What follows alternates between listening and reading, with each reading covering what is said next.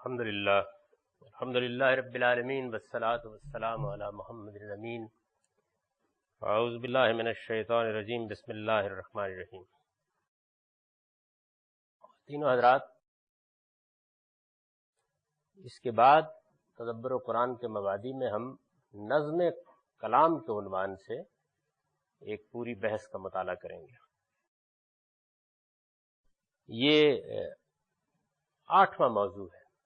میں نے یہ کیا تھا کہ 10 چیزوں کو متعین کر کے یہ ساری بحث کی گئی ہے، تو اس کے معنی یہ ہے کہ 2 باقی رہ گئیں۔ 8ویں چیز یہ ہے کہ قرآن کی ہر سورہ کا ایک متعین نظم کلام ہے، یعنی قرآن مجید کے بارے میں یہ بات کہنے کی ضرورت کیوں پیش آتی ہے؟ عام طور پر قرآن مجید کی شرح و تفسیر میں یہ بڑا حادثہ ہوا ہے کہ پوری سورہ کو ایک وحدت سمجھ کر اس کا مطالعہ کرنے کی بجائے الگ الگ آیات موضوع بحث بن جاتی ہیں۔ یعنی ایک آیت کو کہیں سے اٹھایا، اس سورہ میں اس کا کیا موقع ہے، کیا مقام ہے، اس کو پیش نظر رکھے بغیر اس کے ایک معنی متعین کر دیا، اس سے ایک حکم نکال لیا۔ گویا قرآن مجید بہت سے لوگوں کے نزدیک منتشر اقوال کا مجموعہ ہے، یعنی بہت سی باتیں ہیں، اچھی باتیں ہیں، وہ کہی گئی ہیں اور ان کو جمع کر دیا گیا ہے۔ جیسے کہ آپ اقوال زرین کی ایک کتاب ترتیب دے دیں، یعنی اس میں اپنی اپنی جگہ پر بہت اچھی باتیں ہوں گی، لیکن ان کے مابین کوئی نظم و ربط نہیں ہوگا۔ یہ مشکل کیوں پیش آئی ہے، یہ تو قرآن مجید کی زبان پر گفتگو کرتے ہوئے بہت حد تک میں بیان کر چکا ہوں۔ یعنی اس کی وجہ یہ نہیں ہے کہ قرآن مجید میں کوئی نظم و ترتیب کے لحاظ سے ایسا طریقہ اختیار کر لیا گیا تھا جو بہت مشکل تھا، اس کی وجہ صرف عربی زبان کا خاص اسلوب ہے۔ یعنی جیسے ہی آدمی اس زبان کا بہت اچھا عالم ہو جاتا ہے، اس کو بہت اچھی طرح سمجھ لیتا ہے، تو وہی چیز جو دوسروں کے لیے اجنبی ہوتی ہے وہ اس کے لیے ایک بالکل سادہ حقیقت بن جاتی ہے۔ اس چیز میں اچھی مہارت نہ ہونے کا نتیجہ یہ نکلتا ہے کہ قرآن مجید کو منتشر آیات کی صورت میں لوگ پڑھتے ہیں، ان سے احکام کا استنباط کرتے ہیں، ان کی بنیاد پر مسالک قائم ہوتے ہیں، یعنی کوئی معمولی درجے میں یہ بات نہیں ہوتی۔ میں ایک سادہ مثال اس کی آپ کو دیتا ہوں، بہت سادہ مثال ہے، اور کسی بھی تفسیر میں آپ نکال کے اس کو کسی بھی جگہ پر دیکھ سکتے ہیں۔ قرآن مجید میں ایک مقام پر یہ بحث ہو رہی ہے کہ مخاطبین یہ کہتے ہیں کہ یہ اللہ کا کلام نہیں ہے، یعنی یہ بحث جاری ہے، یہ اللہ کا کلام نہیں ہے۔ یہ تو اصل میں ہمارے ہاں بھی بہت سے لوگ ایسے ہیں جن کے اوپر جنات اور شیاطین مختلف چیزیں الہام کرتے رہتے ہیں۔ قرآن مجید نے اس بحث کو کئی جگہ اٹھایا ہے اور اس کا مختلف انداز سے جواب دیا ہے۔ ایک مقام پر قرآن مجید اس کو بیان کر رہا ہے اور یہ کہہ رہا ہے کہ یہ جو کتاب ہے اس میں کسی شیطان کی دراندازی کا کیا سوال اور کسی جن کی دراندازی کا کیا سوال، یہ تو جب آسمان سے نازل ہو رہی ہوتی ہے تو اللہ تعالیٰ اس کو لوح محفوظ میں منتقل کرتے ہیں، وہاں سے جبریل امین لیتے ہیں، وہاں سے فرشتے لے کر آتے ہیں۔ اس سارے عرصے کے دوران میں لا یمسہ الا المطہرون، پاکیزہ فرشتوں کے سوا کوئی اس کو ہاتھ لگانے کی جسارت نہیں کر سکتا۔ یعنی یہ گویا نظم کلام ہے۔ اس پس منظر میں یہ آیت آئی ہے۔ اب اس پس منظر میں ظاہر ہے کہ اس کو پاکیزہ فرشتوں کے سوا کوئی ہاتھ لگانے کی جسارت نہیں کر سکتا، یہ اور بات ہے۔ آپ اس کو ہاتھ سے نکال دیں اور صرف اس آیت کو لے لیں، کیونکہ اس کو پاک لوگوں کے سوا کوئی ہاتھ نہیں لگاتا، لہذا یہ آیت قرآن کو وضو کر کے ہاتھ لگانے کا حکم دے رہی ہے۔ یعنی اس سے یہ سمجھا جا سکتا ہے کہ مسئلہ کیسا سنگین ہو جاتا ہے کہ ایک خاص سیاق و سباق میں بات ہو رہی ہے اور اس میں یہ مسئلہ ہی زیر بحث نہیں ہے کہ قرآن کو وضو کر کے ہاتھ لگانا یا نہیں لگانا، یہ ایک الگ مسئلہ ہے۔ لیکن اس آیت کے تحت جیسے ہی آپ تفسیریں کھولتے ہیں، موضوع کتنا غیر معمولی ہے کہ اس میں قرآن مجید کے جنوں کا الہام ہونے یا خدا کے کلام کے ہونے کا مسئلہ زیر بحث ہے، اور جیسے ہی آپ اس کو کھولتے ہیں تو معلوم ہوتا ہے کہ اس میں لوگ یہ بحث کر رہے ہیں کہ اچھا وضو کر کے ہاتھ لگانا ہے نہیں لگانا، اچھا ایام والی عورت ہاتھ لگا سکتی ہے نہیں لگا سکتی، اچھا جنابت کے غسل کے نتیجے میں آدمی کے روح کیا چیزیں عائد ہو جاتی ہیں، یعنی ایک پورا کا پورا فقہی قانون ہے جو اس آیت کے تحت بیان ہوتا ہے، در حال ہے کہ آیت کا کوئی تعلق نہیں ہے، یعنی آیت سرے سے اس مسئلے ہی سے متعلق نہیں ہے۔ تو یہ معاملہ جو ہے یہ کئی مواقع پر ہوا ہے۔ میں نے اس کی ایک بڑی سادہ مثال آپ کے سامنے رکھ دی، ورنہ آپ دیکھیں گے کہ جگہ جگہ یہ مسائل پیش آئیں گے جب ہم آگے دین کا مطالعہ کریں گے۔ تو ہم یہ کہتے ہیں کہ 8ویں چیز یہ ہے کہ قرآن کی ہر سورہ کا ایک متعین نظم کلام ہے، یعنی ایسا نہیں ہے کہ کچھ اقوال ہیں، کچھ منتشر آیات ہیں، کچھ جملے ہیں جن کو ایک جگہ اکٹھا کر کے اس پر بسم اللہ الرحمن الرحیم لکھ دی جاتی ہے، پھر جب اللہ تعالیٰ محسوس کرتے ہیں کہ اچھا ایک اور بسم اللہ الرحمن الرحیم لکھ دی جائے تو وہ لکھ کے کچھ اور جملے اس میں جمع کر دیتے ہیں۔ ایسی ضرورت نہیں ہے۔ 8ویں چیز یہ ہے کہ قرآن کی ہر سورہ کا ایک متعین نظم کلام ہے، یعنی ایک موضوع ہے جس کو سامنے رکھ کر سورہ گفتگو کرتی ہے اور ایک جگہ سے بات شروع کرتی ہے اور ایک جگہ پہنچاتی ہے، جیسے کہ کسی بھی کلام کو ہونا چاہیے۔ وہ اللہ تعالیٰ کی طرف سے الگ الگ اور متفرق ہدایات کا کوئی مجموعہ نہیں ہے، بلکہ اس کا ایک موضوع ہے، اور اس کی تمام آیتیں نہایت حکیمانہ ترتیب اور مناسبت کے ساتھ اس موضوع سے متعلق ہوتی ہیں۔ یعنی ہر سورہ کا ایک موضوع ہے، ایک مسئلہ ہے جس کو وہ زیر بحث لا رہی ہے، اس کو سامنے رکھ کے وہ شروع ہوگی، اسی کے لحاظ سے اس کے مضمون کا ارتقاء ہوگا، وہ ڈیولپمنٹ کے مختلف مراحل سے گزرے گی اور اسی کے لحاظ سے وہ ایک خاتمے پر پہنچ جائے گی۔ یعنی اس نظم کلام کا رشتہ اگر آپ نے ہاتھ سے چھوڑ دیا تو مسئلہ قرآن مجید کی حقانیت کا زیر بحث ہوگا اور آپ اس سے وضو کے احکام استنباط کر رہے ہوں گے، یعنی یہ نتیجہ نکلے گا۔ سورہ کے اس موضوع کو سامنے رکھ کر جب اس کا مطالعہ کیا جاتا ہے اور موضوع کی رعایت سے اس کا نظام پوری طرح واضح ہو جاتا ہے، یعنی اس موضوع کو جب آدمی سمجھ لیتا ہے، اچھی طرح تدبر کر کے غور کر کے یہ واضح ہو جاتا ہے کہ اس سورہ کا موضوع کیا ہے، اور موضوع کی رعایت سے اس کا نظام پوری طرح واضح ہو جاتا ہے، یہ بھی پتہ چل جاتا ہے کہ بات کہاں سے شروع ہوئی ہے، کہاں تک جا رہی ہے، تو ہم دیکھتے ہیں کہ وہ ایک نہایت حسین وحدت بن جاتی ہے۔ یعنی اس کے بعد وہ ایک نئی چیز ہے جو سامنے آتی ہے آدمی۔ آپ سورہ بقرہ کو جب پڑھیں گے تو آپ دیکھیں کہ اتنی بڑی سورہ ہے، یعنی کم و بیش قرآن مجید میں جو لوگوں نے پاروں کی تقسیم کر ڈالی ہوئی ہے اس کے لحاظ سے 2.5 پاروں پر مشتمل ہے کم و بیش، لیکن پوری کی پوری سورہ ایک نہایت حسین وحدت ہے۔ یعنی میں جب اس کو پڑھاؤں گا تو میں آپ کو یہ بتاؤں کہ دیکھیے پوری سورہ کو 5 یا 7 جملوں میں بیان کیا جا سکتا ہے، 5-7 جملوں میں آپ بتا سکتے ہیں کہ پوری سورہ کیا ہے، واضح ہو جاتا ہے۔ اب آپ سورہ کو پڑھنا شروع کرتے ہیں تو مجال نہیں ہے کہ کوئی ایک جگہ بھی اس سے ہٹ کے ہو، یعنی ایک پورا کا پورا موضوع ہے جو نہایت خوبصورت ترتیب کے ساتھ خاتمے تک پہنچتا ہے۔ اس نظم کی قدر و قیمت کیا ہے؟ یعنی یہ بات کہ قرآن مجید کی ہر سورہ کا ایک متعین نظم کلام ہے اور وہ ایک موضوع رکھتی ہے، اس کی کیا قدر و قیمت ہے؟ استاد امام امین احسن اصلاحی لکھتے ہیں، نظم کے متعلق یہ خیال بالکل غلط ہے کہ وہ محض علمی لطائف کے قسم کی ایک چیز ہے۔ یعنی بہت سے لوگوں کا خیال یہ ہے کہ اس سے کیا فرق واقع ہوتا ہے، یعنی اگر ہم نے قرآن مجید کی ایک سورہ میں نظم کے لحاظ سے اس کا مطالعہ کر لیا یا ہم نے الگ الگ آیتوں کو دیکھ لیا تو اس سے فرق کیا واقع ہوتا ہے؟ یہ کوئی علمی لطائف قسم کی چیز ہے جس سے کچھ لوگ حظ اٹھا لیتے ہیں، اس سے دین میں، دین کے احکام میں، قرآن کی حکمت میں، اس کے فہم میں کوئی فرق واقع نہیں ہوتا۔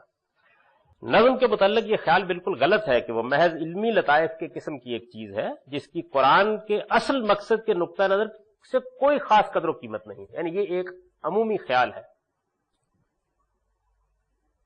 ہمارے نزدیک تو اس کی اصل قدر و قیمت یہی ہے کہ قرآن کے علوم اور اس کی حکمت تک رسائی اگر ہو سکتی ہے تو اسی کے واسطے ہو سکتی ہے۔ یعنی اگر نظم کا رشتہ ہاتھ میں نہیں آیا تو قرآن مجید کا جو حکیمانہ کلام ہے، جو اس کی ترتیب ہے، جن چیزوں پر وہ اپنے نظم سے دلالت کر رہا ہے، جو بنیادی مقصد کمیونیکیٹ کرنا چاہتا ہے، وہ تو سب اوجھل ہو جائے گا نگاہوں سے، پھر تو منتشر اقوال رہ جائیں گے۔ جو شخص نظم کی رہنمائی کے بغیر قرآن دے گا وہ زیادہ سے زیادہ جو حاصل کر سکے گا وہ کچھ مفرد احکام، منفرد احکام اور مفرد قسم کی ہدایات ہے۔ یعنی یہ تو ٹھیک ہے کہ اگر آپ کسی کلام کو اس کے نظم سے الگ کر دیں اور اس کے ہر جملے کو الگ دیکھنا شروع کر دیں تو آپ کو بہت سی منفرد ہدایات، بہت سی ایسے احکام مل جائیں گے یا کچھ ہدایت بھی مل جائے گی اس کے نتیجے میں۔ اگرچہ ایک اعلیٰ کتاب کے منفرد احکام اور اس کی مفرد ہدایات کی بھی قدر و قیمت ہے. یعنی ایک اعلیٰ کلام ہے، آپ نے ایک خط لکھا ہے، کسی نے اس کے نظم کو درم برم کر دیا، فکرہ فکرہ الگ کر دیا، اس میں بھی بڑی قیمتی باتیں ہوں گی. لیکن آسمان و زمین کا فرق ہے اس بات میں کہ آپ طب کی کسی کتاب المفردات سے چند جڑی بوٹیوں کے کچھ اثرات و خواص معلوم کر لیں.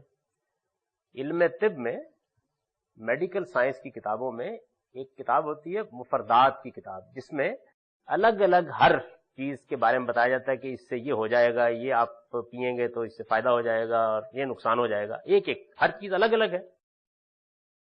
آپ طب کی کسی کتاب المفردات سے چند جڑی بوٹیوں کے کچھ اثرات و خواص معلوم کر لیں، اور اس بات میں کہ ایک حاذق طبیب ان اجزاء سے کوئی کیمیا اثر نسخہ ترتیب دے دے. بڑا فرق واقع ہو جائے گا اس میں. یعنی آپ نے معلوم کر لیا کہ اچھا ٹھیک ہے جی، یہ جو جمال گوٹا ہے نا، اس کا یہ فائدہ ہے، اور یہ جو ریوند اثارہ ہے اس کا یہ فائدہ ہے، اور یہ است خدوس ہے اس کا یہ فائدہ ہے. آپ نے کبھی سنے ہیں ہماری یونانی دواؤں کے نام ایسے ہی ہوتے ہیں؟ تو اس کا یہ فائدہ ہے. ہمدرد کے جو دواخانے کی دوائیں ہیں، تو ہم نے دیکھا کہ ایک بڑی مشہور دوا ہے ان کی جو گلے کو صاف کرتی، لوک سپستان، دیکھا آپ نے؟ جی اب وہ ہے کیا؟ لسوڑے کی چٹنی. یعنی لسوڑے کی چٹنی، لوک چٹنی، اور سپستان لسوڑا. معلوم کرتے ہیں کہ معلوم نہیں کیا چیز ہوگی، آسمانی چیز ہے لوک سپستان. تو ایک صورت تو یہ ہے کہ آپ نے لسوڑا بتا دیا کہ لسوڑے میں یہ فائدے ہیں، اس میں بھی فائدے ہیں، اس میں تو کوئی شک نہیں. لیکن جب لسوڑے کو لے کر یا کسی اور چیز کو لے کر دو تین اجزاء سے ایک حاذق طبیب ایک نسخہ ترتیب دیتا ہے تو زمین آسمان کا فرق واقع ہو جاتا ہے. یہ مثال دی انہوں نے بات سمجھانے کے لیے. دوسری مثال اور بھی خوبصورت ہے. لکھتے ہیں کہ تاج محل کی تعمیر میں جو مسالہ استعمال ہوا ہے وہ الگ الگ دنیا کی بہت سی عمارتوں میں استعمال ہوا ہوگا. یعنی ایسا نہیں ہے کہ جو پتھر تاج محل میں لگا ہوا ہے وہ کہیں اور نہیں استعمال ہوا. ایسا بھی نہیں ہے کہ جو اس میں سیمنٹ استعمال کیا گیا ہے اس زمانے کا وہ کسی اور عمارت میں استعمال نہیں ہوا. جو اینٹ استعمال کی گئی ہے وہ کسی اور عمارت میں استعمال نہیں ہوئی. ساری چیزیں استعمال ہوئی ہیں. تاج محل کی تعمیر میں جو مسالہ استعمال ہوا ہے وہ الگ الگ دنیا کی بہت سی عمارتوں میں استعمال ہوا ہوگا. یہ وہ مسالہ نہیں ہے جو آپ کھانے میں ڈالتے ہیں. یعنی یہ کسی کام کو کرنے کے لیے جو ضروری چیزیں چاہیے ہوتی ہیں وہ ہے. یہ مسالہ جو ہے، یہ مثال کے طور پہ ایک مصنف کتاب لکھے تو وہ بھی کہہ دیتا ہے کہ اس کے لیے میں نے مسالہ جمع کر لیا ہے، مطلب وہ سارا مواد جمع کر لیا ہے جس کو اب مجھے ترتیب دینا ہے. تو یہ بڑے وسیع معنی لفظ کے طور پر استعمال ہوتا ہے.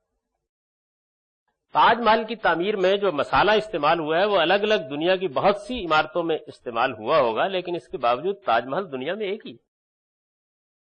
میں بلا تشبیہ یہ بات عرض کرتا ہوں کہ قرآن حکیم بھی جن الفاظ اور فکروں سے ترتیب پایا ہے وہ بہرحال عربی لغت اور عربی زبان ہی سے تعلق رکھنے والے ہیں، لیکن قرآن کی لاہوتی ترتیب نے ان کو وہ جمال و کمال بخش دیا ہے کہ اس زمین کی کوئی چیز بھی ان کا مقابلہ نہیں کر سکتی. یعنی اگر آدمی اس کے نظم کے لحاظ سے اس کو دیکھے تو بس وہی فرق واقع ہوتا ہے کہ آپ نے بہت اچھے مرمر کے پتھروں کے ڈھیر دیکھ لیے یا تاج محل دیکھ لی. یعنی یہ فرق واقع ہوگا. جس طرح خاندانوں کے شجرے ہوتے ہیں اسی طرح نیکیوں اور بدیوں کے بھی شجرے ہیں. بعض اوقات ایک نیکی کو ہم معمولی نیکی سمجھتے ہیں، حالانکہ اس نیکی کا تعلق نیکیوں کے اس خاندان سے ہوتا ہے جس سے تمام بڑی نیکیوں کی شاخیں پھوٹتی ہیں. اسی طرح بسا اوقات ایک برائی کو ہم معمولی برائی سمجھتے ہیں، لیکن وہ برائیوں کے اس کنبے سے تعلق رکھنے والی ہوتی ہے جو تمام مہلک بیماریوں کو جنم دینے والا کنبہ ہے. جو شخص دین کی حکمت کو سمجھنا چاہے اس کے لیے ضروری ہے کہ وہ خیر و شر کے ان تمام مراحل و مراتب سے اچھی طرح واقف ہو. یعنی اسے معلوم ہو کہ ایک چھوٹی سی نیکی اصل میں کہاں تک جا رہی ہے اور ایک معمولی سی برائی اصل میں کس خاندان سے تعلق رکھتی ہے. یہ اس کو معلوم ہونا چاہیے، ورنہ اندیشہ ہے کہ وہ دق کا پتہ دینے والی بیماری کو نزلے کا پیش خیمہ سمجھ بیٹھے اور نزلے کی آمد کو دق کا مقدمہ جیش قرار دے. یعنی اگر آدمی یہ نہ سمجھتا ہو تو ممکن ہے کہ ایک بڑی بیماری کو چھوٹی بیماری سمجھ کے اس کا علاج کرنا شروع کر دے اور ایک چھوٹی بیماری کو بڑی بیماری سمجھ کر اس کے در پہ ہو جائے. یہ ہو سکتا ہے. قرآن کی یہ حکمت، یعنی قرآن مجید یہ حکمت آپ کو بتائے گا کیا چیز کہاں رکھی جائے، کس جگہ اس کو پلیس کیا جائے، کس چیز کی کیا مقام ہے، اس کو کیا اہمیت دی جائے، یہ چیز جو ہے یہ مفرد احکام سے سمجھ میں نہیں آ سکتی، یہ تو اس ترتیب سے سمجھ میں آئے گی۔ قرآن کی یہ حکمت اجزائے کلام سے نہیں بلکہ تمام تر نظم کلام سے واضح ہوتی ہے۔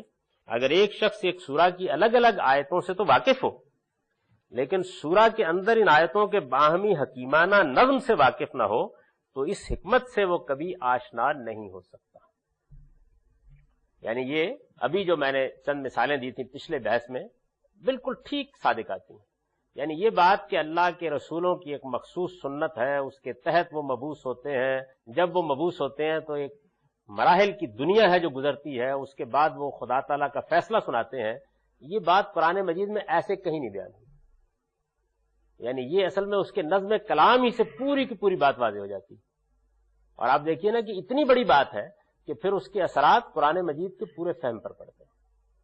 اور اگر آدمی اس کو نہ سمجھتا ہو تو اجزاء میں آیتیں ہیں تو کہیں لکھا ہوگا کہ میرا وعدہ ہے کہ میں تمہیں زمین میں حکومت دوں گا تو آپ اس کے در پہ ہو جائیں گے، یا کہیں یہ لکھا ہوگا کہ کفر کے ائمہ کو قتل کر دو تو آپ اس کے در پہ ہو جائیں گے، تو یہ نتیجہ نکلے گا۔ اسی طرح قرآن نے مختلف صورتوں میں مختلف اصولی باتوں پر آفاقی و انفسی، آفاقی کا مطلب ہے یعنی اس کائنات کو سامنے رکھ کر، انفس کا مطلب ہے انسان کے وجود کے اندر کی شہادتوں کو سامنے رکھ کے، یا تاریخی دلائل بیان کیے ہیں۔ یعنی قرآن مجید اپنے مقدمات پر جو دلائل دیتا ہے وہ ہماری اصطلاح میں جو منطقی دلائل ہوتے ہیں وہ نہیں ہوتے، اس کا استدلال آفاق سے ہوتا ہے، انفس سے ہوتا ہے، یہ فطری استدلال ہے۔ منطقی استدلال تو ایک بیرو استدلال ہوتا ہے، یعنی وہ آپ کو کبھی باہر لے جاتا ہے، کبھی آپ کے اندر لاتا ہے، اور کبھی انسانی تاریخ کو آپ کے سامنے رکھتا ہے۔ تو عام طور پر اس کے دلائل آفاقی، انفسی اور تاریخی ہوتے ہیں۔ یہ دلائل نہایت حکیمانہ ترتیب کے ساتھ بیان ہوئے ہیں۔ جس شخص پر یہ ترتیب واضح ہو وہ جب اس سورہ کی تدبر کے ساتھ تلاوت کرتا ہے تو وہ یہ محسوس کرتا ہے کہ زیر بحث موضوع پر اس نے ایک نہایت جامع، مدلل اور شرح صدر بخشنے والا خطبہ پڑھا ہے۔ یعنی اگر وہ اس کو اس کی ترتیب سے سمجھے گا تو تبھی استدلال واضح ہوگا، آرگومنٹ کیسے چل رہا ہے، قرآن مجید کیسے اپنے مقدمات کو ثابت کرتا جا رہا ہے، یہ واضح ہوگا اس کے نتیجے میں۔ لیکن اس حکمت سے اس کے برعکس جو شخص اس ترتیب سے بے خبر ہو وہ اجزاء سے تو اگرچہ واقف ہوتا ہے لیکن اس حکمت سے وہ بالکل محروم رہتا ہے جو اس سورہ میں بیان ہوئی۔ یعنی یہ نتیجہ نکلتا ہے۔ اس کے بعد انہوں نے یعنی مولانا امین احسن نے سیاسی اور اجتماعی پہلو سے نظم کی اہمیت اس طرح واضح کی ہے۔ یعنی یہ تو ہے قرآن کے فہم کے لحاظ سے، ایک اور پہلو بھی ہے جس لحاظ سے یہ بڑی اہم چیز ہے۔ وہ لکھتے ہیں ہر شخص جانتا ہے کہ اس ملت مسلمہ کی شیرازہ بندی قرآن مجید کی حبل اللہ المتین کے ذریعے سے ہوئی ہے۔ یعنی قرآن ہی وہ رسی ہے، حبل اللہ المتین، اللہ کی مضبوط رسی۔ قرآن مجید کو یہ کہا گیا ہے خود قرآن میں۔ تو اب ظاہر ہے کہ یہ امت اگر ایک امت بنے گی یا اس کی شیرازہ بندی ہوگی، یہ ایک وحدت میں آئے گی، تو اس وحدت کا مرکزی نقطہ کیا ہے؟ قرآن مجید۔ یعنی اس کو مضبوطی سے پکڑے گی تو یہ ایک امت ہے، نہیں پکڑے گی پھر کچھ نہیں ہے۔ ہر شخص جانتا ہے کہ اس ملت مسلمہ کی شیرازہ بندی قرآن مجید کی حبل اللہ المتین کے ذریعے سے ہوئی ہے، اور تمام مسلمانوں کو یہ ہدایت کی گئی ہے کہ وہ سب مل کر اس رسی کو مضبوطی سے پکڑیں اور متفرق نہ ہو۔ یہ ہے نا قرآن میں وَاعْتَصِمُوا بِحَبْلِ اللَّهِ جَمِيعًا وَلَا تَفَرَّقُوا، یعنی اللہ کی اس رسی کو مضبوطی کے ساتھ پکڑے رکھو اور آپس میں تفرقہ برپا نہ کرو۔ اس ہدایت کا یہ فطری تقاضا ہے کہ ہمارے درمیان جتنے بھی اختلاف پیدا ہوں، یعنی یہ رسی جو ہے یہ ایسے تو نہیں میز پر رکھی ہوئی آپ نے پکڑ لینا، اس کا مطلب ہے نا، اس کا مطلب یہ ہے کہ جہاں کہیں اختلاف ہوگا ہم قرآن کی طرف رجوع کریں گے تاکہ ہمارے درمیان افتراق اور انتشار نہ پیدا ہونے پائے۔ اس ہدایت کا یہ فطری تقاضا ہے کہ ہمارے درمیان جتنے بھی اختلاف پیدا ہوں ہم ان کے فیصلے کے لیے رجوع قرآن کی طرف کریں، لیکن یہ ہماری بدقسمتی ہے کہ خود قرآن کے بارے میں ہماری رائے متفق نہیں ہے۔ ایک ایک آیت کی تعویل میں نہ جانے کتنے اقوال ہیں، یعنی آیت ایک ہوگی، یہ مطلب ہے، یہ مطلب ہے، یہ مطلب ہے، یہ معنی ہے۔ ایک ایک آیت کی تعویل میں نہ جانے کتنے اقوال ہیں، اور ان اقوال میں سے اکثر ایک دوسرے سے متناقض ہیں۔ میری کتاب برہان میں ایک ہمارے زمانے کے مشہور مذہبی رہنما کے ساتھ ایک بحث ہے، تو اس میں انہوں نے کہا کہ قرآن کی ہر آیت کے 80 مطلب ہو سکتے۔ تو میں نے اس کے اوپر تنقید کی، تو اس کے بعد جو آیت زیر بحث تھی، جس حوالے سے بحث چھڑ گئی تھی، تو اس میں انہوں نے کہا کہ نہیں یہ مطلب نہیں ہے اس کا کہ 80 مطلب ہوتے ہیں تو یہ کوئی متناقض ہوتے ہیں، ایک ہی بات ہوتی ہے. تو میں نے کہا کہ بہت اچھی بات ہے، یہ جو آیت زیر بحث ہے اس کے جو 20 مطلب تفسیر رازی میں لکھے ہوئے ہیں وہ ذرا میں لکھ دیتا ہوں، آپ ان بتا دیجئے کہ یہ ایک دوسرے کے ساتھ کیسے متفق ہوتے ہیں. یعنی متناقض باتیں، ایک بات ایک ہے، دوسری بات دوسری ہے، تیسری بات تیسری ہے، چوتھی بات چوتھی ہے. یہ صورتحال ہے.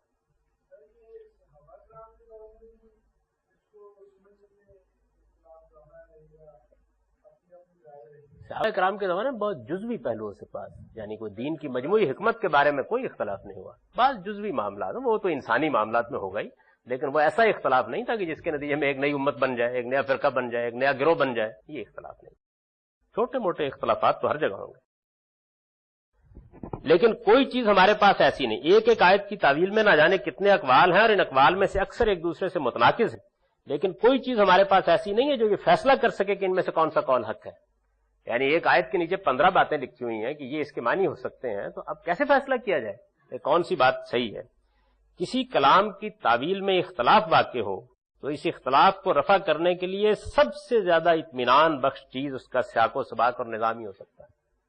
یعنی یہ بالکل کامن سینس کی بات.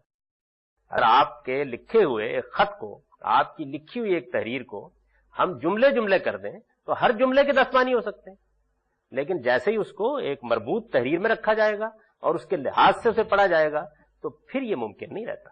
یعنی فیصلہ کرنے والی چیز ہمیں میسر آ جاتی ہے. لیکن قرآن کے معاملے میں یہ مصیبت ہے کہ لوگ اس کے اندر کسی نظام کے قائل نہیں. اس کا نتیجہ یہ ہوا کہ ہمارے ہاں جو اختلاف بھی پیدا ہوا اس نے اپنا مستقل علم گاڑ دیا. یعنی اختلاف پیدا ہو گیا، اب چونکہ اختلاف کو دور کرنے کا کوئی ذریعہ موجود نہیں ہے، قرآن مجید کو ہم نے سمجھ لیا کہ وہ منتشر اقوال کا مجموعہ ہے، تو اب کیسے دور کیا جائے؟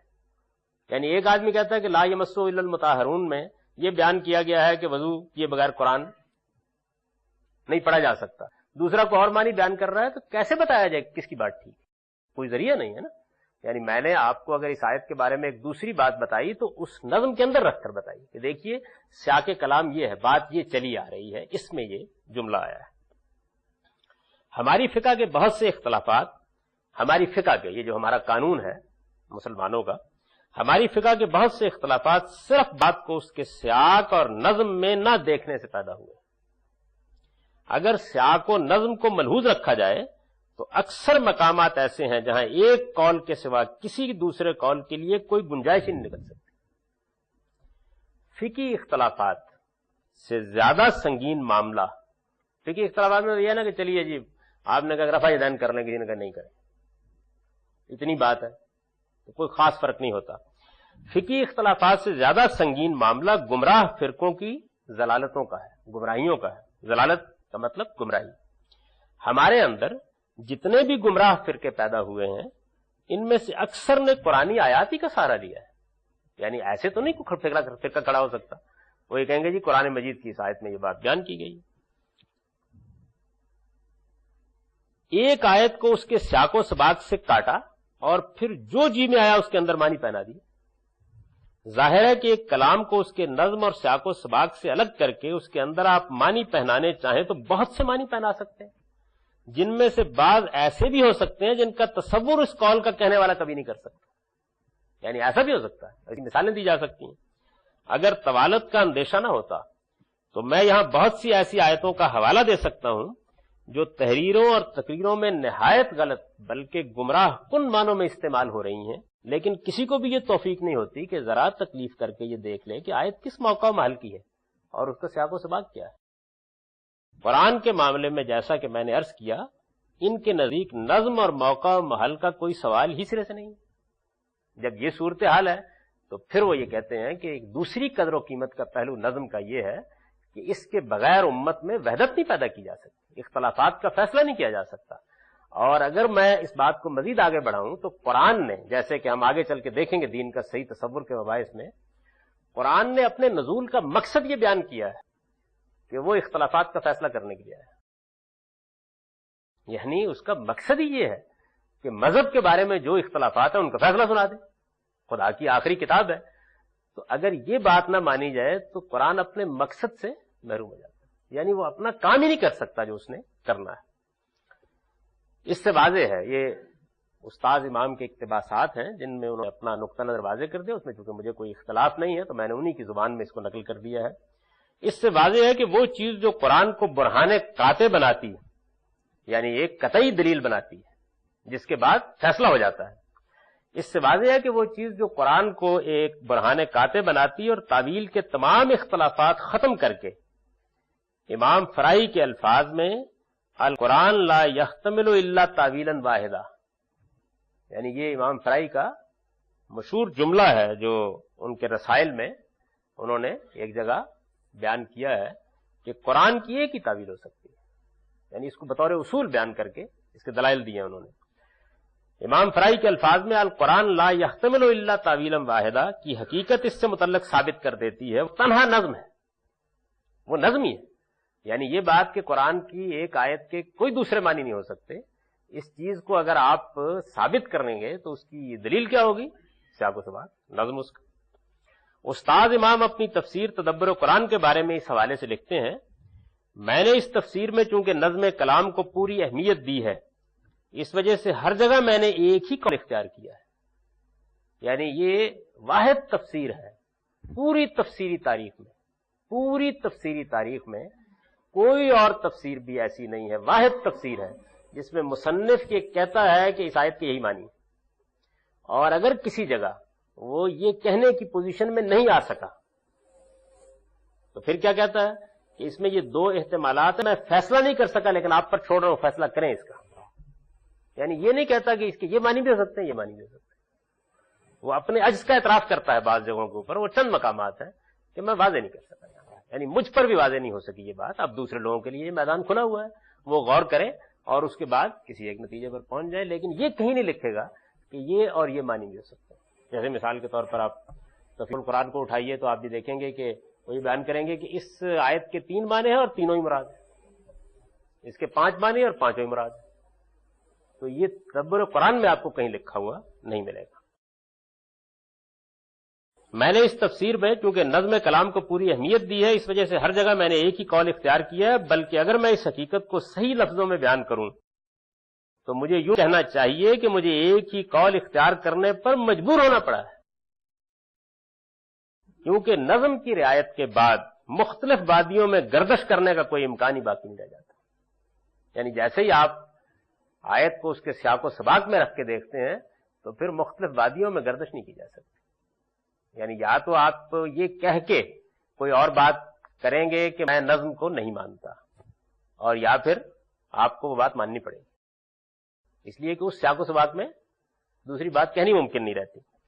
صحیح بات اس طرح منقع ہو کر سامنے آ جاتی ہے، واضح ہو کر سامنے آ جاتی ہے.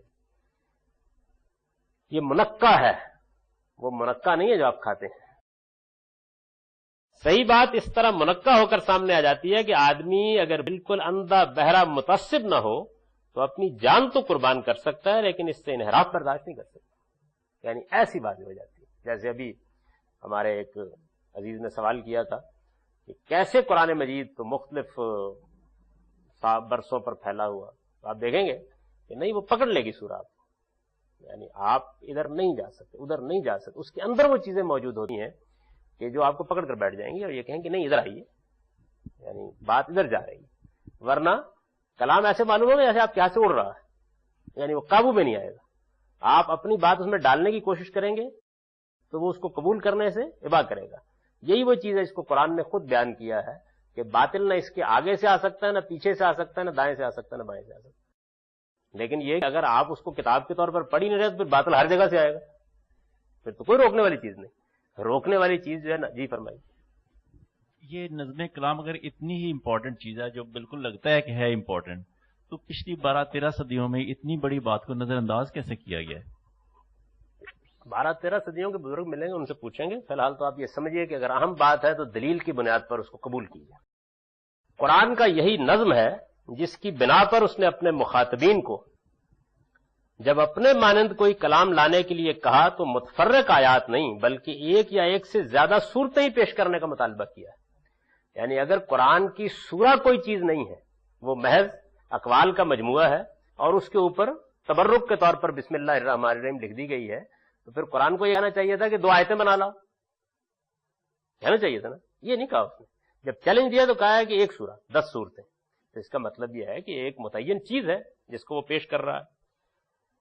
وَإِن كُنتُمْ فِي رَيْبٍ مِّمَّا نَزَّلْنَا عَلَىٰ عَبْدِنَا فَأْتُوا بِسُورَةٍ مِّن مِّثْلِهِ وَادْعُوا شُهَدَاءَكُم مِّن دُونِ اللَّهِ إِن كُنتُمْ صَادِقِينَ.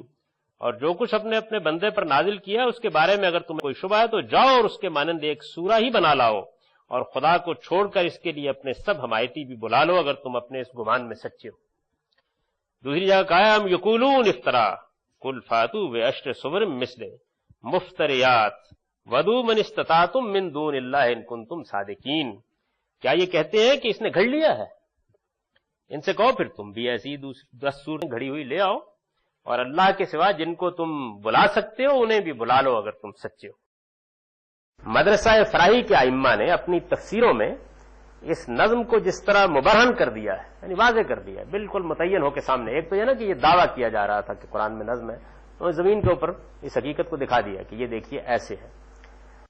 مدرسہ فراہی کے ائمہ نے اپنی تفسیروں میں اس نظم کو جس طرح مبرہن کر دیا ہے، اس کے بعد اب اس کے وجود و عدم وجود پر تو کسی بحث کی ضرورت باقی نہیں رہی. یعنی یہ ایک جیسے کہ ابھی عزیز نے کہا کہ یہ بات تو بالکل معقول ہے، سمجھ میں آتی ہے، ایسے ہی ہونا چاہیے، اور یہ بات گویا انہوں نے زمین کے اوپر رکھ کے بھی دکھا دی. لیکن اس کی نوعیت کیا ہے؟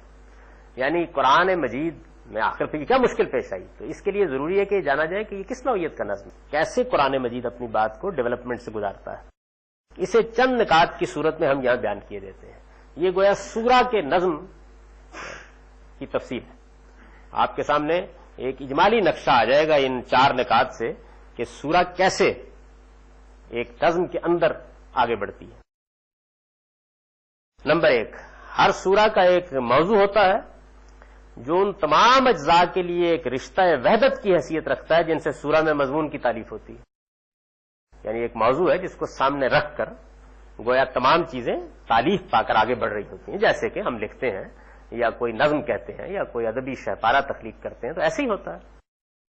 اسے ہم روح کی طرح سورہ کے پورے وجود میں سرایت کیے ہوئے دیکھتے ہیں. یعنی اگر وہ آپ نے سررشتہ پا لیا ہے تو پھر آپ جب اس کو پڑھیں گے تو یہ تو ہوگا کہ کسی جگہ آپ بڑے طویل مباحث میں معلوم ہوا کہ ہٹ گئے ہیں، لیکن پھر وہاں آ جائیں گے. مثال کے طور پر دیکھیں نا، اقبال کی مسجد قرطبہ بڑی غیر معمولی نظم ہے، اردو نظم کا تاج محل ہے.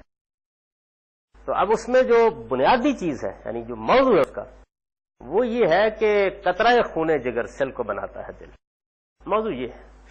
یعنی اگر آپ نے کسی فن پارے میں اپنا خون جگر شامل کر دیا ہے تو اصل میں یہ خون جگر کا قطرہ ہے جو سل کو دل بنا دیتا ہے، پتھر کو دل بنا دیتا ہے. یہ موضوع ہے نا اس کا.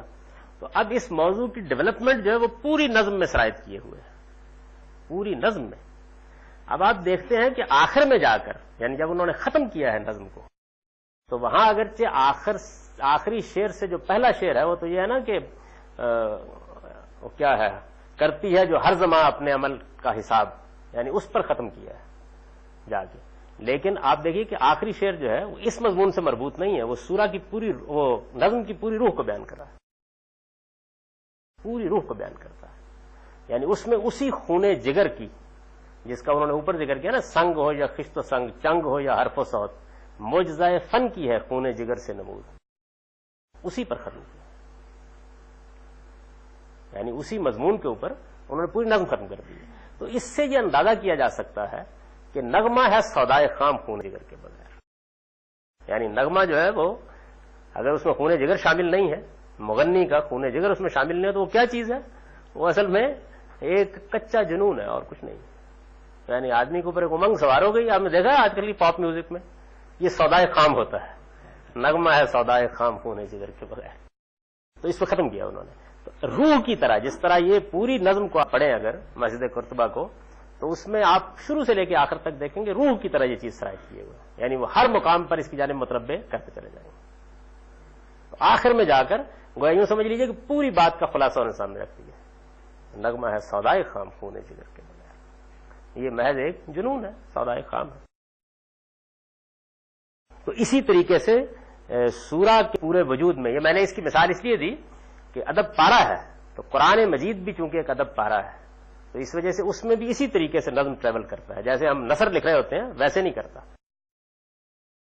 اصل مضمون کے ساتھ نمبر 2،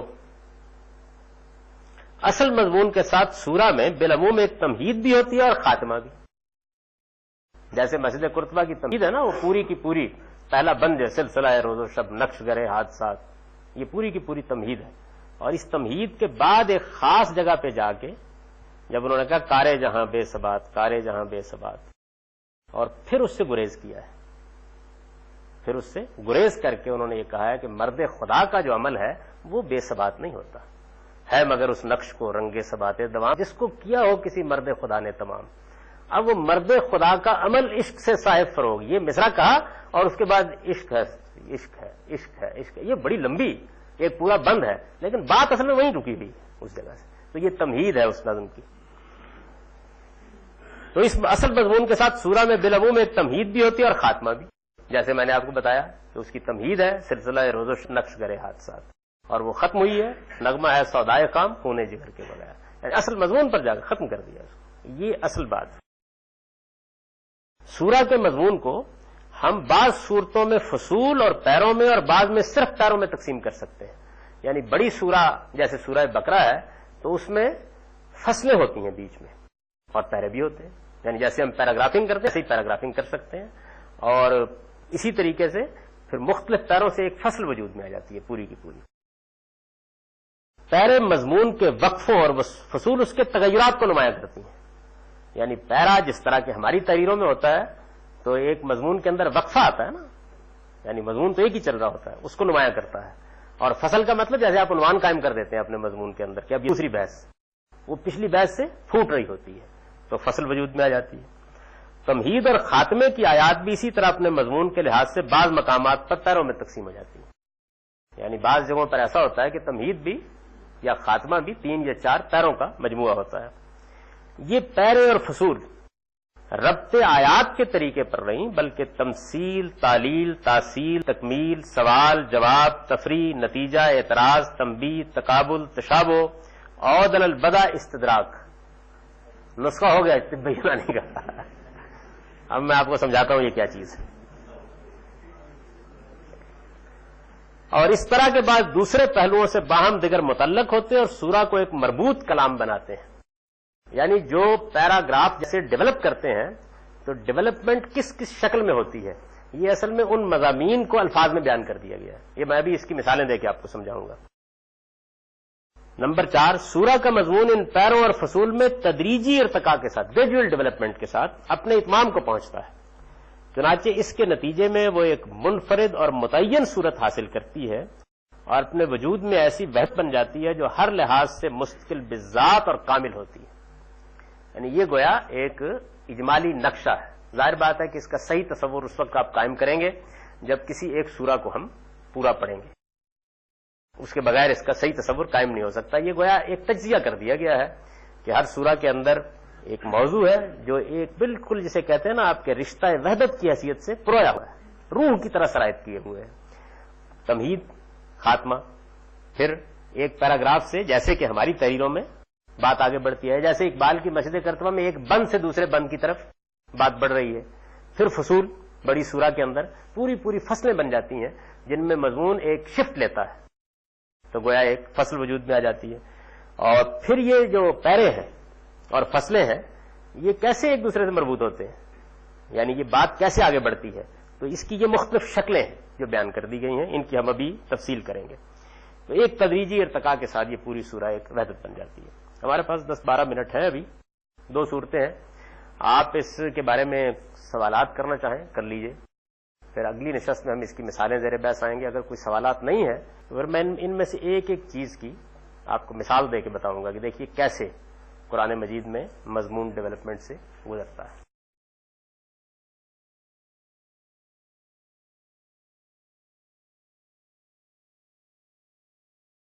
اس میں قرآن مجید زیر بحث نہیں، اس میں تو ایک قصہ ہے، کہانی ہے ہمارے ہاں روایتوں کی کتابوں میں.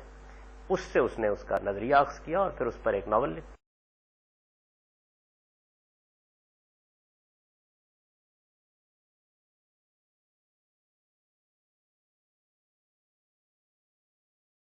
یہ لازم نہیں آتا. ایک مصنف کے پیش نظر ایک نقشہ ہوتا ہے، وہ اس کے لحاظ سے چیزیں بیان کرتا چلا جاتا ہے، بعد میں ترتیب دے دیتا ہے. یہ تو ہم جو مصنف لوگ ہیں 12 اس کا تجربہ کرتے ہیں کہ ایک ذہنی نقشہ سامنے رکھ کر ایک چیز کے کچھ اجزاء سامنے آ جاتے ہیں، پھر وہ پتہ ہوتا ہے کہ ان کو کہاں کہاں رکھنا ہے، ترتیب دے دیتے ہیں.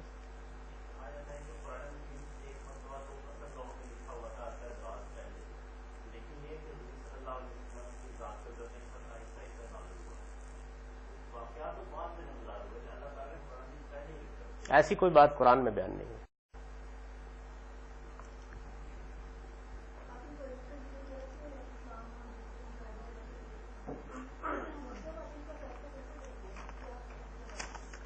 قرآن کی بنیاد پر اور عقل کی بنیاد پر دو ہی چیزیں ہیں ہمارے پاس. ایک اللہ تعالیٰ کی وحی ہے، وہ خود بالکل عقل و فطرت پر مبنی ہے، اور ہمارے پاس اللہ کی دی ہوئی عقل اور بصیرت ہے، اس کی بنیاد پر فیصلہ کرتے ہیں. یہ ایک سوال تھا جب میں یہاں آیا تو پڑھا ہوا تھا.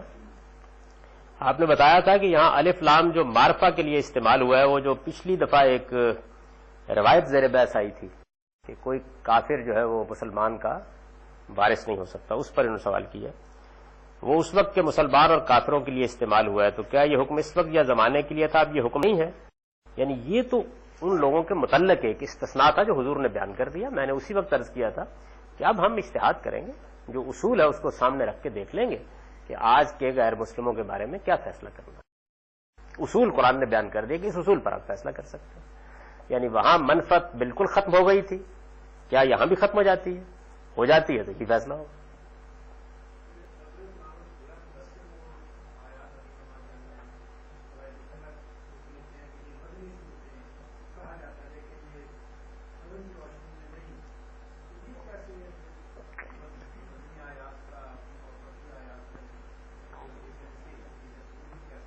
وہ خود بتا دیں گے. آیات کا جو موضوع ہے، مقام ہے، اگر وہ مشرکین عرب کو خطاب کر رہی ہے، بنی اسماعیل سے گفتگو کر رہی ہے، مقدمات وہ زیر بحث ہیں، تو مدنی کیسے ہو سکتی؟ معلوم ہو جاتا ہے.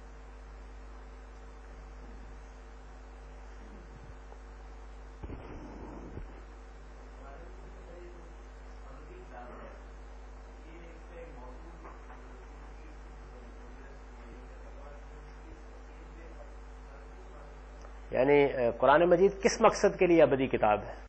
اس پیغام کو پہنچانے کے لیے کہ انسانوں تمہارا ایک پروردگار ہے اور تم کو ایک دن اس کے حضور میں پیش ہونا ہے. یہی ہے نا؟ تو اس کو تو وہ زمین پر ثابت کر دیتی ہے. یہی ابدی میسج ہے اس کا. یعنی ساری کی ساری اسی لیے اس پہلو سے محفوظ کی گئی ہے کہ اسی حقیقت کو خدا نے جب زمین پر ثابت کیا تھا ثابت کر دیا. یہی قرآن کا پیغام. یعنی وہ اپنے موضوع سے اس ابدی پیغام کو آخری درجے میں ثابت کر دیتی ہے کہ جس پیغام کو وہ لے کر نازل ہوئی. یہی کرنا چاہیے اس کو. اور اگر ابدی سے مراد یہ ہے کہ چونکہ ایک زمانے میں ہم کو چارپائی بننا تھی اور دوسری میں صوفہ بنانا تھا تو اس کے احکام دیے جاتے، یہ قرآن کا موضوع نہیں ہے. اس کا موضوع یہ ہے. اور اس موضوع کو سامنے رکھ کر تو وہ ساری کی ساری کتاب یہی موضوع ثابت کر رہی ہے. ثابت کر دیا نا اس نے ایک حقیقت کو کہ بھئی وہ قیامت جو وہاں برپا ہونی ہے، دیکھو ہم نے یہاں برپا کر دی.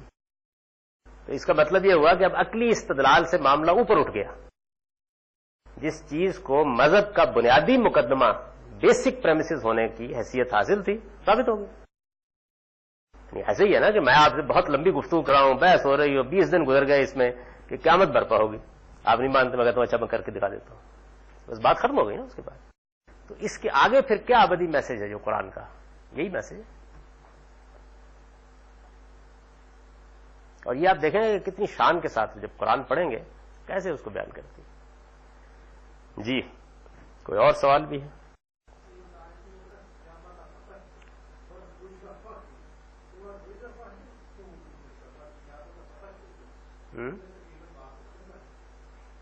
اس کا میں نے ترجمہ کیا تھا، آپ کو یاد ہوگا، بہت ابتدائی کلاسز میں.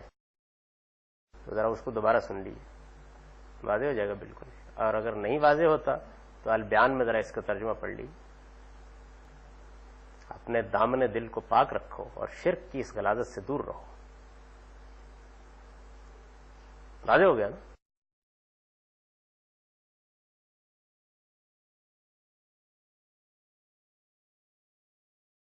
5 منٹ ہیں.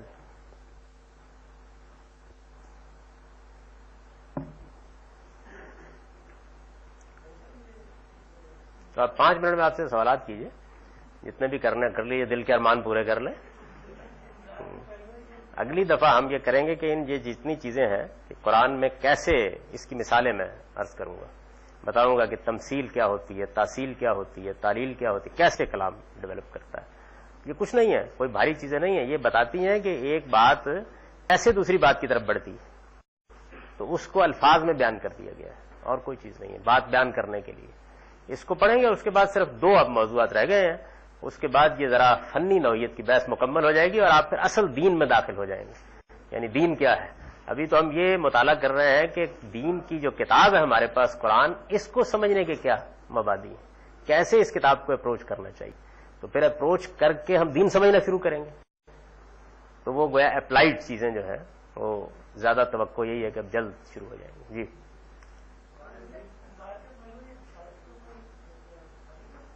اصل میں بات یہ ہے کہ انذار کا جو نتیجہ ہے نا وہ بشارت ہے. یعنی پیغمبر تو منکرین کو خطاب کر رہے ہیں نا، تو خبردار کریں گے، وہ مان لیتے ہیں تو بشارت ہے.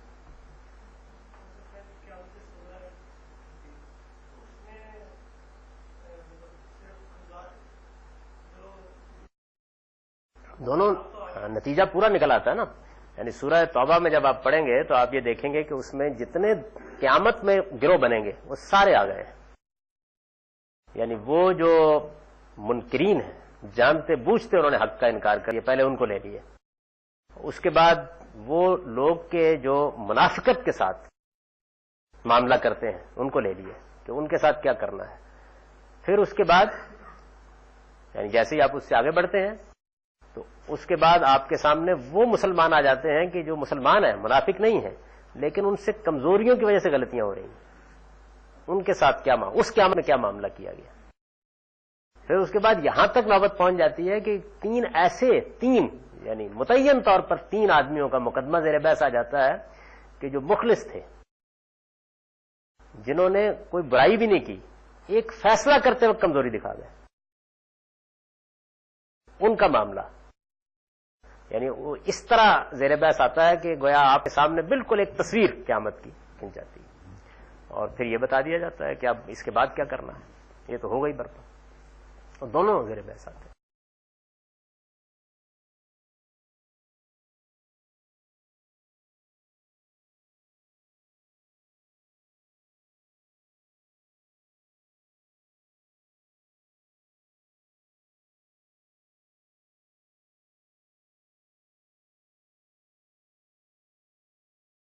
دیکھیے بات یہ ہے کہ یہ تو بات پر ہے نا. مثال کے طور پر میں آپ سے اس وقت مخاطب ہوں، تو ایک ایسی بات کہہ رہا ہوں کہ جو پوری انسانیت کے لیے، ایک ایسی بات کہہ رہا ہوں کہ میں درمیان میں بات کر رہا تھا، بات کرتے کرتے میں نے کہا کہ دیکھیے ذرا کرسی سیدھی کر لیجیے.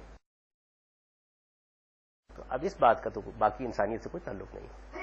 یعنی ایک زندہ گفتگو کے دوران میں یہ مسئلہ بھی آ سکتا ہے. جب دیکھیں نا سورہ قیامہ کو آپ پڑھ رہے ہوتے ہیں تو سورہ قیامہ کے بالکل درمیان میں ایسا لگتا ہے کہ تھوڑی دیر کے رکے اللہ میاں لا تو حرک بہ لسانک دیتا. آپ ذرا تیز زبان نہ چلائیے اس قرآن مجید کے اوپر.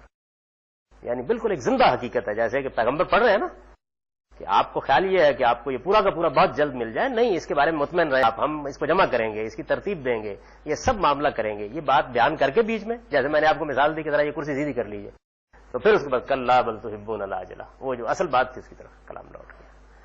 تو یہ چیز سمجھنے کی ہے کہ ایک زندہ کلام جو انسانوں سے مخاطب ہے تو اس کے اندر وہ باتیں بھی ہوں گی جو اس وقت کی اس مجلس سے متعلق ہے اور ہونی چاہیے، ورنہ اس کی زندگی ختم ہو جائے گی.